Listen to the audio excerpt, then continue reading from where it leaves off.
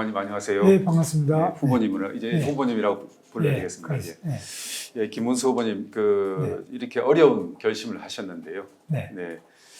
먼저 고용노동부 장관 그리고 경기도지사 등 이제 오랜 공직을 하셨지 않습니까? 네. 이번에 어려운 이 대통령 선거에 출마하신 계기를 좀 우리 시청자 여러분들에게 설명해 주십시오.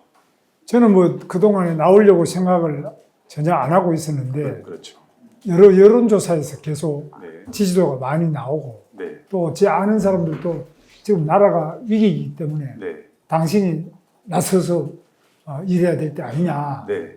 요청이 많이 있었는데 제가 곰곰이 생각해 봐도 네. 나라가 굉장히 어려운 것 같습니다. 네. 특히 법률적으로도 여러 가지 그 논란이 많은 헌법재판소, 공수처, 또 국회의 탄핵소추 이 과정이 매우 복잡하게 얽혀 있고 국민들이 보기에 납득하지 못하는 과정이 많이 있는 것 같고요. 네. 네. 그리고 전체적으로 범죄자라고 생각하고 있는 사람은 안 잡혀가고 안 잡혀가. 계속 무죄가 나오고 예. 대통령은 그냥 바로 공수처에 의해서 체포가 돼가지고 네. 전 세계를 놀라게 할 정도로 네. 이거 어떻게 되느냐 그런 의구심이 많이 있고 두 번째는 트럼프 대통령 당선 이후부터 지금 관세 폭탄이 네. 떨어지는 정도 돼서 현대자동차 그룹은 오히려 31조를 미국에다가 투자를 하고 네. 국내에는 생산을 줄이는 네. 이런 일이 일어나고 뿐만 아니라 삼성, SK, LG 주요한 기업이 모두 엑소더스 코리아 대한민국을 탈출해서 네. 미국으로 가고 전 세계로 빠져나가는 네. 이런 상태에서 우리 대한민국 젊은 청년들은 졸업은 했지만 취업 못하고 있는 취업생 청년이 54만 명이 됩니다. 지금. 54만 명. 예, 이런 상태에서 그러면 우리 정치권이 이걸 어떻게 해결할 거냐? 네. 그런데 계속 반대기업, 네. 대기업은 계속 이건 뭐 해체를 해야 된다는 그런 주장부터 시작해서 또 어떤 경우에는 국민 세금을 내가 대기업을 만들어가지고 엔비디아 같은 대기업을 만들어가지고 그거를 지분을 정부가 좀 가지고 일부는 국민들한테 나눠주고 하면 되지 않느냐 하는 이런 사회주의적인 발상. 네. 이거 다 망한 기업이죠, 이런 거는. 네. 그 사회주의의 모든 망한 제도를 지금 뒤늦게 대한민국에서 하고자 하고 네. 잘 나가는 글로벌 초일류 기업들은 전부 해체하거나 쪼개가지고 뭐 어떻게 대기업, 직중 또 거대 기업을 없애야겠다는 이런 생각 가지고는 이 세계적인 경랑을 헤쳐나갈 수 없는 이런 상태에 와 있습니다. 또 국민 통합도 안 돼가지고 너무 여야 간에 대화가 불가능할 정도로 골이 깊어졌습니다. 지금 이게 남북 통일이 문제가 아니라 여야가 우선은 최소한도 대화하고 타협하는 이런 정치가 안 되고 있습니다. 네. 그래서 이런 것들을 하는 데는 제가 좀 한번 해볼 수 있지 않겠나. 네. 네. 네. 이래서 이번에 출마를 결심하게 네. 됐습니다. 김문수 후보님께서는 그동안 이 윤석열 대통령 탄핵 정국이 시작된 이후에 뭐 어쨌든 그 다른 뭐 정치인들은 조기 대선 이런 이야기를 많이 했고요. 그리고 실제로 준비하는 분들도 있었는데 말도 꺼내지 말라고 그랬거든요. 네. 조기 대선 말도 꺼내지 말라고 그랬는데 왜 그러셨고 지금 이렇게 대통령 선거에 또 출마하셨는데 그때 왜 그러셨는지 그리고 지금 그 바뀐 심정에 대해서 좀 말씀해 주십시오. 대통령부터 시작해서 그 전부터 탄핵이 약 30번 계속이 됐고요. 그렇습니다. 세계 역사상 아마 탄핵의 신기록을 세운 것이 우리 더불어민주당 지배하는 대한민국 국회가 안 되겠느냐. 네, 네, 네. 이런 상태에서 거의 다 탄핵되셨던 분이 돌아오셨습니다. 네, 저는 우리 대통령께서도 돌아오실 줄로 생각하고 네, 대통령이 돌아오는데 네. 왜 조기 대선입니까? 그래서 준비를 안 하고 있었는데 마침 또 우리 대통령께서 안타깝게도 네. 탄핵이 돼가지고 못 돌아오시게 됐습니다. 네. 그래서 지금 이 선거가 일어나니까 그러면 이런 대통령의 공백 상태에서 누가 과연 대한민국의 이 위기를 극복하고 이 국민 통합을 이루어낼 수 있겠느냐. 그런 면에서 제가 한번 해보겠다. 이렇게 해서 이번에 나온 겁니다. 전혀 준비가 안 되셨을 텐데 뭐 지금 그게 캠프를 꾸리기가 좀 힘들지 않으십니까? 대통령이라는 것이 뭐 제가 볼 때는 준비를 많이 한다고 꼭 되는 게 아니라 네, 저 같은 경우는 고등학교 3학년 때부터 네, 뭐 삼성 개헌 반대 시위를 해서 무기정학을 받고요. 네, 네, 대학에서도 제가 이 유신 반대 또 550 반대 이런 걸 통해서 2번 제적되고 2번 감옥에 가고 네. 공장 생활을 제가 7년 했는데 네, 7년 동안에 해고도 2번 되고 네, 노조위원장도 해봤습니다. 네, 그리고 국회의원도 제가 부천 소사에서 박지원 후보를 꺾고 꺾었죠. 제가 네, 국회의원이 됐고요. 3번을 국회의원하고 네, 또 경기도지사도 유시민 후보를 꺾고 네, 제가 경기도지사를 2번 했습니다. 네, 그래서 저로서는 뭐 고용노동부 장관도 했습니다만은 여러 가지 경험을 많이 겪으면서 네. 정말 준비를 꼭 선거 준비를 하는 것이 아니라 네, 우리 사회의 가장 밑바닥, 가장 소외된 사람들부터 시작해서 네. 또 우리 사회를 앞으로 어떻게 통합할 것이냐 하는 이런 경험을 많이 했다고 봅니다. 제 또 아내도 지금 전라남도 순천 사람입니다. 네, 네. 그래서 저는 경상도 사람이고 네. 영호남도 매일 우리는 한 이불 밑에서 같이 삽니다. 네, 그래서 뭐 영호남 통합도 매일 이루고 있습니다. 네, 네. 그래서 여러 측면에서 여야 간 또 모든 면에서 통합을 이룩할 수 있는 그런 사람이 제가 할 수 있겠나 이렇게 싶어서 나왔습니다. 네, 김문수 후보님이 생각하시는 지금 대한민국 지금 상당히 위태롭지 않습니까? 내후 외환의 그런 시기라고 봅니다. 제가 보기도 뭐 지금 무엇보다 우리 대한민국에 압도적인 영향을 미친 미국의 정권이 바뀌었고 내부적으로도 지금 정권의 혼란이 거듭되어 있는데 지금 가장 큰 위기는 무엇이며 이것을 해결하기 위한 핵심 비전은 무엇입니까? 그 제일 문제는 대한민국의 모든 일자리가 빠져나가면서 네, 미국으로 또는 베트남으로 인도네시아, 방글라데시로부터 다른 해외로 계속 빠져나갑니다. 일자리가 빠져나간다. 예. 네. 자본도 빠지고 네. 따라서 일자리도 빠지고 다 빠져나가는데 이렇게 되면은 우리 젊은이들이 앞으로 네, 어디에서 일자리를 찾을 수 있겠느냐. 좋은 일자리 다 해외에 나가고 나면 네, 국내에서는 누가 어떻게 먹고 살겠느냐 이걸 생각해야죠. 네. 그러면 기업이 빠져나가지 않도록 하는 것이 우리 대한민국의 가장 중요한 점이다.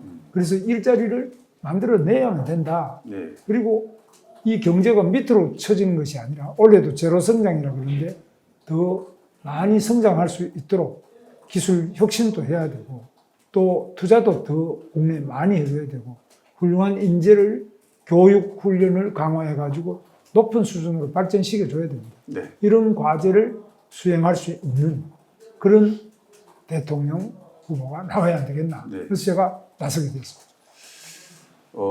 김문수 후보께서는 과거 노동운동을 하셨지 않습니까? 네. 뭐 어제도 전태일 그 시설의 기념관에 가셨죠. 네. 예, 그래서 노동운동을 하시다가 보수 정치인으로 자리 잡으셨는데 정치 철학이 변화가 됐고 좀 전향했다고 이렇게 돼서 여러 가지 여러분들이 얘기하는데 그 과거에 노동운동을 하던 그 마음과 지금 현재의 정치를 보수 정치를 하는 그 현재의 김문수 그 일관성에 대해서 어떻게 연결이 되는지 좀 설명해 주십시오. 저는 우리 사회의 가장 밑바닥, 네, 가장 소외되고 어려운 사람들의 편에 서서 항상 생각하고 또 말하고 행동하고 삶을 살아왔습니다. 네, 그런데 저는 그것이 제가 대학 다닐 때는 네, 바로 소련 같은 그런 나라가 네. 우리의 유토피아인 줄 알았습니다.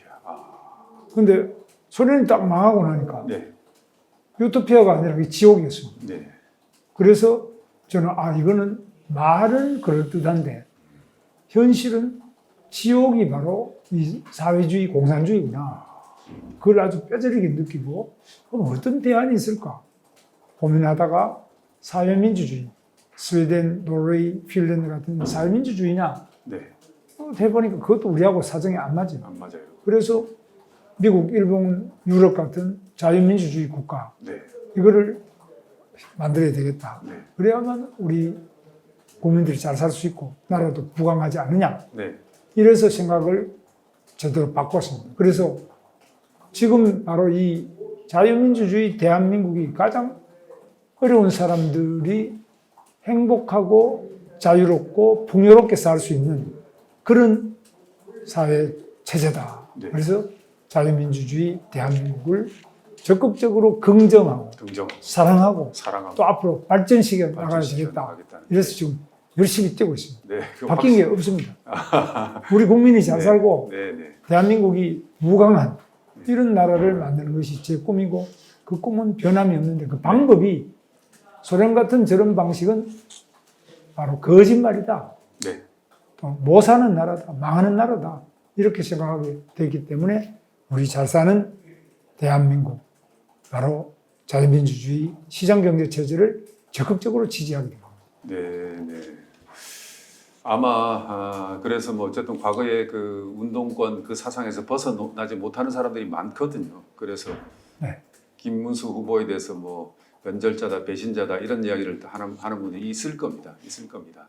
그런데 그런 확고한 신념이 있다는 그 말씀이시죠? 그렇습니다. 이건 저 같은 사람은 저 밑에서부터 또 왼쪽에서부터 오른쪽으로 또 위로도 경험을 해봤습니다. 네. 저도. 그래서 저처럼 이렇게 다양한 경험, 아주 일반적으로 보면은 말이 안 되는 것 같은, 불가능할 것 같은 이런 부분을 통합해낼 수 있는 네, 네. 그런 사람은 제가 아마 할 수 있는 부분 아니겠나. 다양한 경험을 하셨고 네. 좌에서 우에서 넘나들면서 네. 그래서 통합할 수 있다 이 말씀입니다. 네. 현재 지금 보수 진영에서 대권 주자로 나선 분들이 꽤 있습니다. 네. 그리고 항상 우리 대통령 선거에서 우리가 그런 걸 많이 느끼는데 분열이 되지 않습니까? 네. 이런 분열이 되고 통합이 안 되고 그래서 나중에 이것이 또 대선 결과에까지 결정적인 영향을 미칩니다. 그래서 네. 지금 이런 분열된 대권 주자 구도 속에서 김문수 후보님의 강점은 뭐라고 생각하십니까? 제가 볼 때는 무엇이든지 간에 많은 이야기를 할 수 있지만 가장 중요한 점은 누가 이재명 후보를 이기고 누가? 대통령이 될 수 있느냐 네. 이거 아니겠습니까? 네. 그럼 이재명 후보하고 가장 대조적인 사람이 저 김문수라고 생각합니다. 그 이재명 후보가 성남시장 할 때 네. 저는 경기도지사를 했습니다. 그렇죠.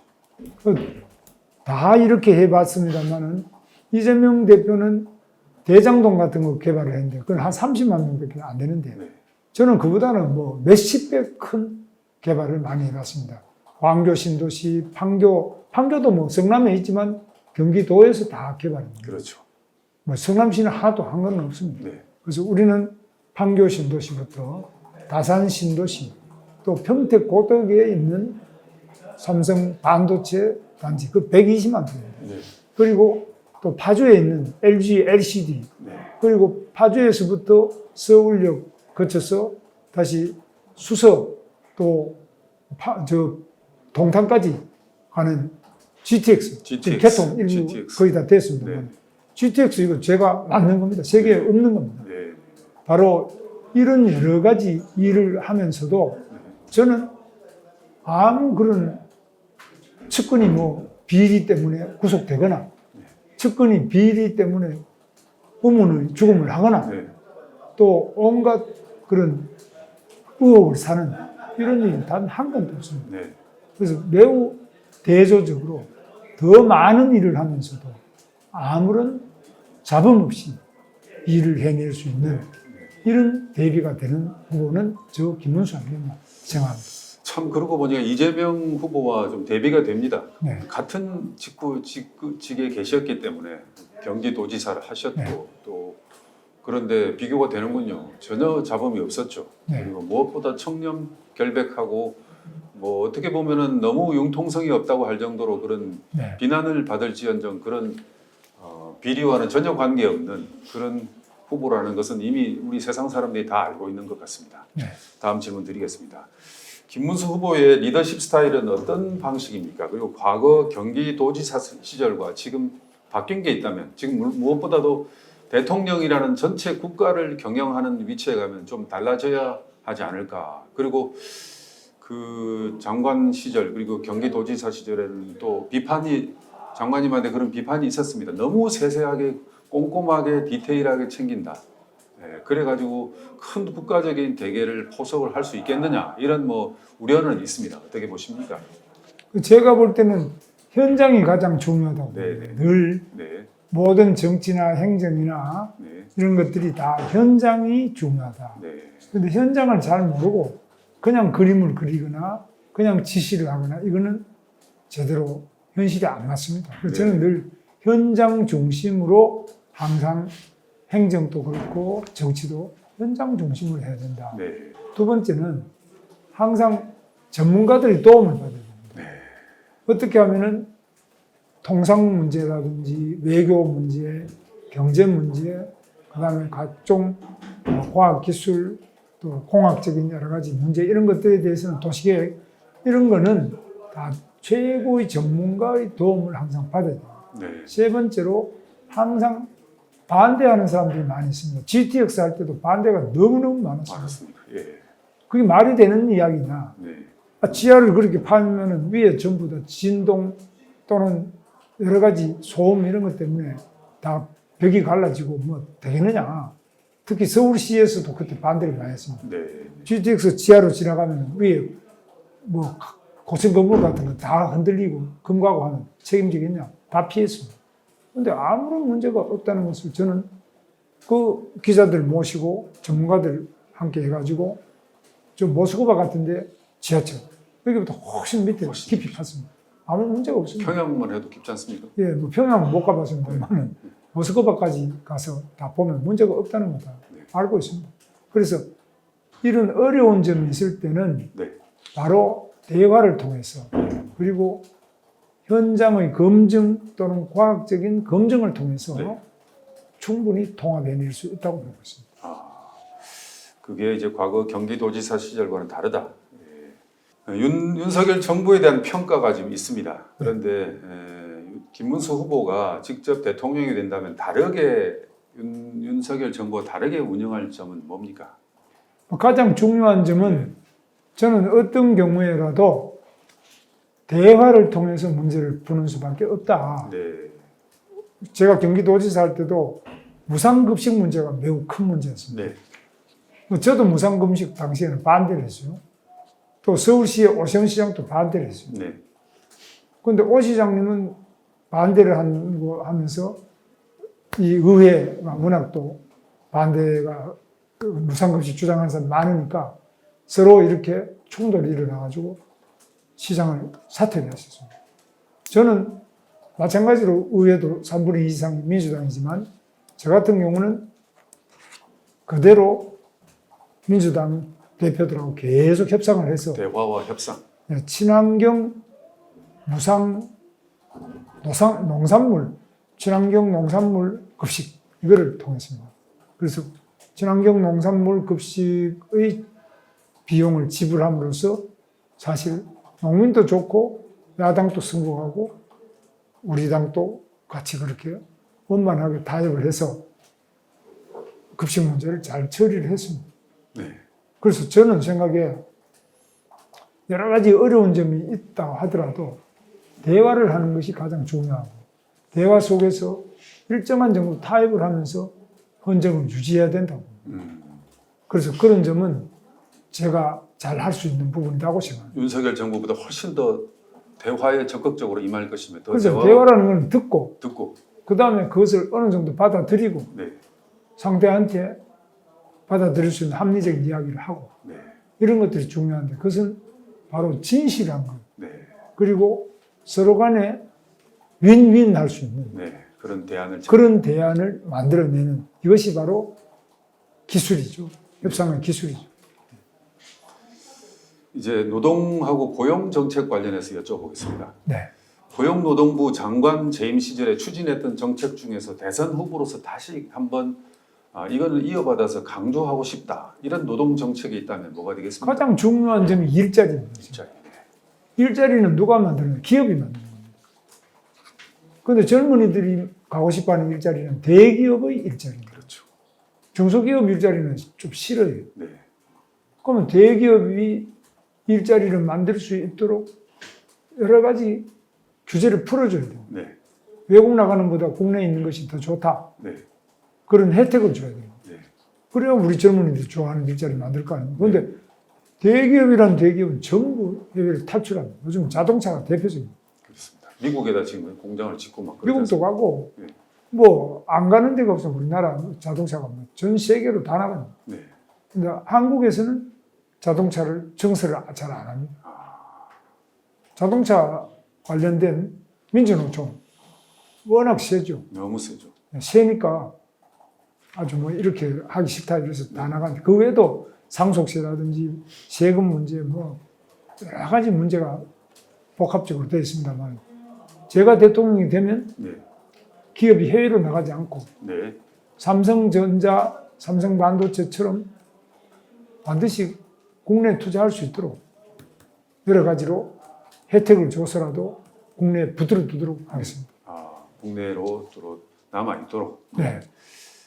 지금 청년 실업과 또 비정규직 문제가 지금 심각한데요. 이런 것을 해결하기 위한 실질적인 방안은 뭐라고 생각하십니까? 지금 고용노동부 장관을 하셨으니까. 가장 실질적인 것이 첫째가 바로 기업이 투자를 해서 국내 일자리를 만들어내는 게 1번이고요. 네. 두 번째는 우리나라 교육이 네.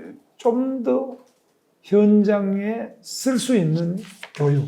네. 예를 들면 반도체 같은 게 있습니다. 네. 반도체 이런 것들 필요한 학과 같은 거는 얼마든지 그 정원을 늘려줘야죠. 네. 네. 반도체 같은 거 늘려줘야 됩니다. 네. AI 네. 신속하고 빠르게 늘려줘야 돼요. 빠르게 늘려주고. 바이오 신속하고 빠르게 늘려줘야죠. 네. 뭐 로봇 기술 이런 건 다 늘려줘야 되죠. 네. 네. 아직까지 이런 거 필요한 거를 안 늘려주고 계속적으로 대학의 정원이 몇 명이다, 왜 늘리느냐 뭐 이런 식으로 해서는 안 되고요. 좀 더 현장 산업체에 맞게 교육과 모든 조건을 유연하게 신속 적응 재편을 해줘야 됩니다. 네. 최근 그 주 69시간 근무제 뭐 이런 건 이야기 논란이 일고 있습니다. 이런 노동시간 유연화 문제 뭐 민노총하고 계속 그 다툼이 있습니다. 정부와 어떻게 보십니까? 어떻게 해결해야 하겠습니까? 지금은 코베아 시스템이나 네. 전통적인 제조업 이런 것하고 다르게 네. 지식 산업이 많아졌습니다. 그렇습니다. AI 같은 경우나 또 각종 IT 분야 예. 이런 산업들도 많아지고 일하는 방식도 재택근무 네. 컴퓨터로 주로 다 컴퓨터 들고 오시죠. 컴퓨터로 하지. 누가 뭐 앉아가지고 꼭 이런 IT 부분이 아닌 네. 그런 부분이라도 다 전자화되어 있고 매우 발달되어 있기 때문에 집에 앉아가지고도 회사 일하는 네. 뭐 제 아는 집안의 친척 한 젊은이는 여기 앉아서 우리 집 근처에 앉아가지고 미국 실리콘밸리에 근무합니다. 저보다 연봉은 더 받습니다.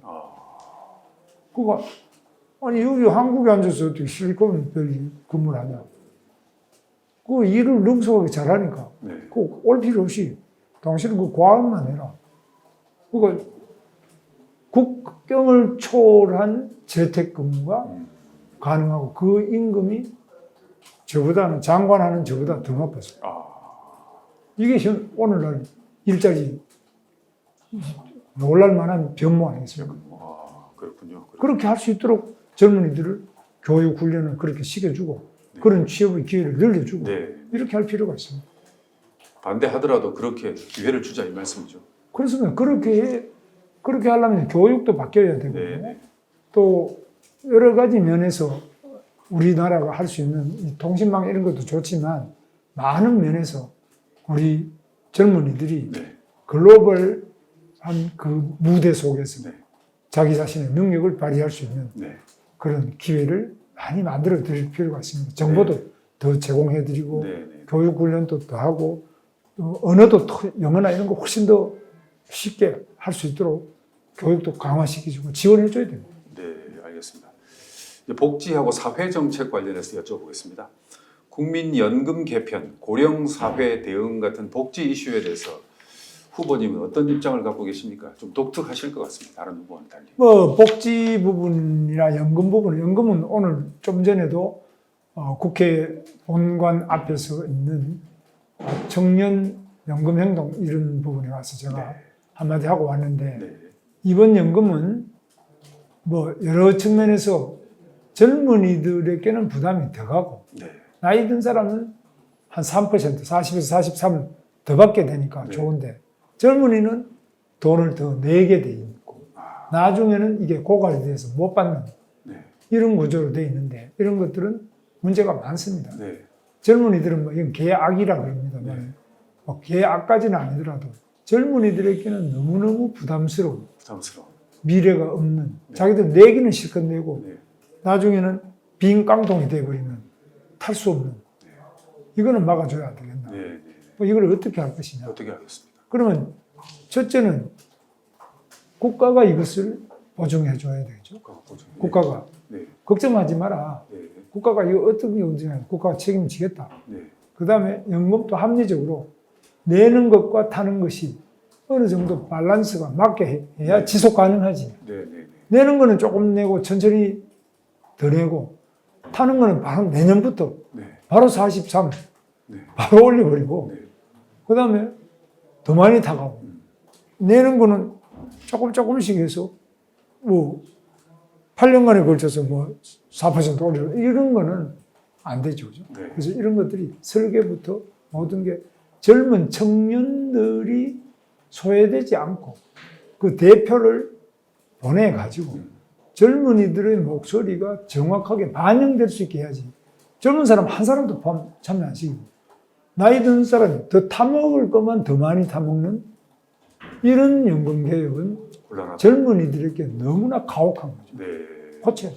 네. 제가 집권한다면 바로 2차 연금개혁에 착수해서 그 2차 연금개혁위원회는 젊은이들을 대폭 참여시켜야 된다. 아, 알겠습니다. 지금 이제 노동시장이 많이 또 연결되어 있는 문제인데 양극화 문제가 크지 않습니까? 노동시장 양극화를 해소하기 위한 구체적인 복지 정책은 어떤 게 있겠습니까? 그러니까 양극화가 해소된다는 것은 네. 기업이 예를 들면 대기업에 다니는 사람 네. 복지가 괜찮습니다. 네. 현대자동차나 괜찮죠. 네. 이런 데는 다 연봉이 장관급보다 많습니다. 네. 평균 임금이. 네. 네. 그런 반면에 최저임금 이하도 상당수 노동자가 있습니다. 네. 아직 근로기준법 적용을 못 받는 근로자들만 하더라도 거의 350만이 넘습니다. 네. 그럼 반면에 온갖 혜택을 뭐 근로기준법 정도가 아니라 온갖 복지 혜택 이런 걸 누리는 사람들이 있습니다. 그래서 이렇게 대기업과 공무원과 공기업 공기업 이거는 아주 중산층을 넘는 그러한 뭐 어떻게 나쁘게 말하는 사람은 노동 귀족이라고 그럽니다. 네. 그런 부분이 한 최하 300만 이상 있고 네. 그 다음에 아주 밑바닥에 밑바닥. 아무런 혜택 못 받는 네. 근로기준법 적용도 못 받는 사람이 그 숫자 이상으로 많습니다. 한 뭐 그 사람들이 7, 800만 된다고 봐야 되는 거 아닙니까? 뭐 7, 800만이라고도 할 수 있는데 실제로 이 정확한 통계조차도 정확 안 나오십니다. 안 나오는. 네. 이 실태가 어떤지도 노조의 정확히. 혜택을 못 받는. 네. 그래서 이런 부분이 극단적으로 서로 차이가 나는 부분을 어떻게 해야 될 것이냐. 그러면 원청도 중요하지만 하청, 하청. 그 다음에 아주 비정규직이라고 말하는 이게 3.3을 떼는 자영업자적 성격을 갖추는 오토바이 타는 라이더. 예. 이 자영업자야 누구한테 고용된 근로자도 아닌데 네. 뭐 이런 하나 배달하면 얼마 받고 세금도 아주 자기는 3.3%대는 자영업자적인 프리랜서 이런 사람들도 또 많이 있습니다. 네. 이런 부분들이 굉장히 폭이 넓은데 이 밑바닥에 있는 사람들에 대한 최소한의 실태 조사와 네. 이들의 처지를 어떻게 고쳐야 될 거냐, 누가 고칠 거냐, 어떤 단계를 거칠 거냐, 여기에 대해서도 집중적인 관심을 가지고 문제를 해결해야 됩니다. 네. 저는 그것을 하겠습니다. 조사도 하고 대화도 하고 예. 개선도 하고 네. 그것이 국정의 최우선 과제다고 생각합니다. 노동시장 양극화 해소를 위한 그래서 너무나 극단적인 격차가 생기면 네. 사회의 안정성이 저해가 되면 맞습니다. 굉장히 문제가 발생할 수 있습니다. 네. 그래서 이 격차를 줄이고 절망하지 않게 네. 젊은이들도 결혼은 할 수 있게 네. 그리고 아기를 가질 수 있게 네. 가정을 행복하게 유지할 수 있는 네. 그 정도는 우리 국가가 해줘야 될 책임과 의무가 있다. 네. 그렇게 생각합니다. 알겠습니다. 지금 이제 경제와 산업 정책에 대해서 여쭤보겠습니다. 지금 네. 이제 제조업 중심에서 산업 구조가 디지털 AI 기반 경제로 지금 급격하게 넘어가고 있습니다. 넘어가고 있고 이런 산업 구조 변화에 적응을 못한 우리는 앞으로 살 길이 없어질 것 같은 그 정도 위기가 오고 있는데 산업 구조 변화에 대한 대책은 후보님은 어떤 지금 대통령이 되시면 국가적으로 그런 대책을 세워야 될 것 아닙니까?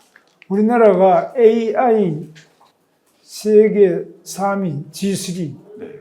AI 시대의 G3 국가로 발돋움할 수 있도록 네. 그렇게 5년 내에 그것까지 올라갈 수 있도록 적극적으로 지원을 하도록 하겠습니다. 그것은 바로 과학 기술에 대한 네. 적극적인 지원, R&D R&D. 네. 이런 부분들을 적극 지원하고 또 이 해당되는 산업 분야에 창업도 필요하고 AI 시대는 데이터 부분이 제일 중요하니까 네. 그런 데이터에 대한 과도한 통제, 뭐 개인정보다 여러 가지 이유로 통제해서 이런 데이터 자체를 접근하지 못하는 경우가 많은데 이런 부분도 구체적으로 더 따져서 공개하고 공유할 수 있는 데이터는 과감하게 개방해서 열도록 하겠습니다. 그래서 예를 들면 건강보험공단에서 가지고 있는 네.